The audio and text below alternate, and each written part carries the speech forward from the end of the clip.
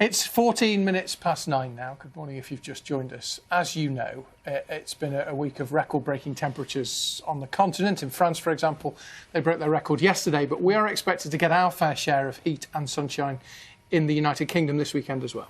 Yeah, good news, but not necessarily for everyone. And the GP, Dr. Aisha Awan, joins us now to explain what we can do to try and stay cool as the temperatures climb. So, on the one hand, we wait a long time, don't we, for lovely weather in this country. But on the other hand, we do have to take care, don't we?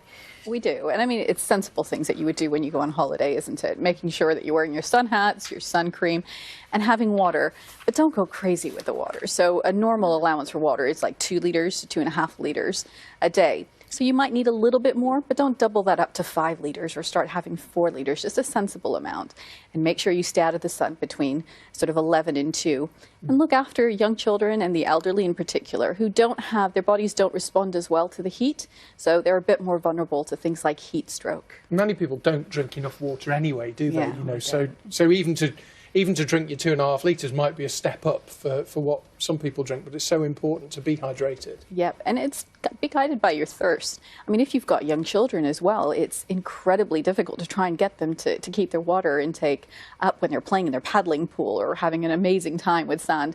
And an easy way to do that is actually give them high water content fruits like watermelons and strawberries. And if they're anything like my boys, they can polish off a punnet of strawberries in no time at all. Oh, easy peasy. Same with my two. We were talking earlier because one of our correspondents had a black T-shirt on in the extreme heat in France. When it comes to clothing, is there any advice there that what colours, for example, can keep you cooler than others? I wouldn't go dressed like Roger to the beach today. although that might be for the benefit of other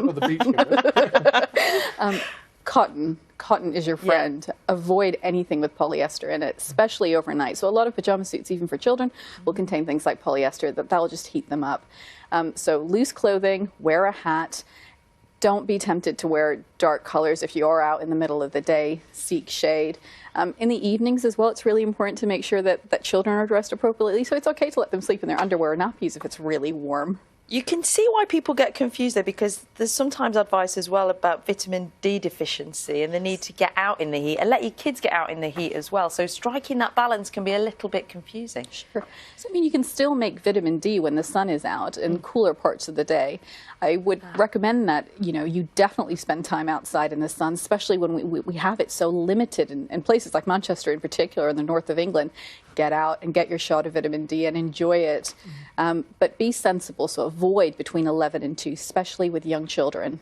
And sunscreen is so important, isn't it? If you are out and about, you know, I come from a generation where, you know, we didn't know the risks of the sun perhaps so much, but it is so important to put sunscreen. It is incredibly important, but it's also important to know your skin type. So, for example, if you're of my colouring, it's okay to be outside for about 20, 30, 40 minutes to make enough vitamin D and then pop something on, especially if you've got young children.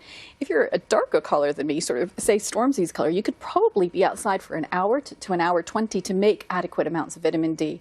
But say if you're a very pale person, I'm talking like the Nicole Kidmans of this world, oh, God, don't we wish. They would probably need to be out maybe for 5 or 10 minutes before they've made the appropriate amount of vitamin D, and maybe even less time than that. So they might need to put on their sun cream earlier. So be guided. There's a lot of information online about sunscreen, but yes, it is important. Can I just ask you a really quick point about overnight? Because clearly overnight, you know, you've been out in the sun all day, you go to bed. If you haven't rehydrated your body properly, then you try and sleep. You know, you can be there for hours with your body not having enough hydration. So it's really important when you go to bed, isn't it, to make sure you've recovered as best you can. It is. I think it's really difficult to sleep if you've got a pounding headache because you haven't had enough hydration during the day. So, you know, leave bottles of water in your room. Make sure you're having plenty of fluid during the day, but don't go excessive with it. Teas and coffees dehydrate you. Yeah. Alcohol dehydrates you. So try and make it water. Smoothies, I'd never say sugar high content is great, but in weather like this, it's okay. So for all those people having a barbecue later on, in moderation. Mine will be teetotal. Yeah. No, all things in moderation, and that's key as well, isn't it? Let's enjoy it. Enjoy the weather. Aisha, thank you very much indeed. Thank you. Nice to see you. Thanks so much for coming in. Thank you. Let's check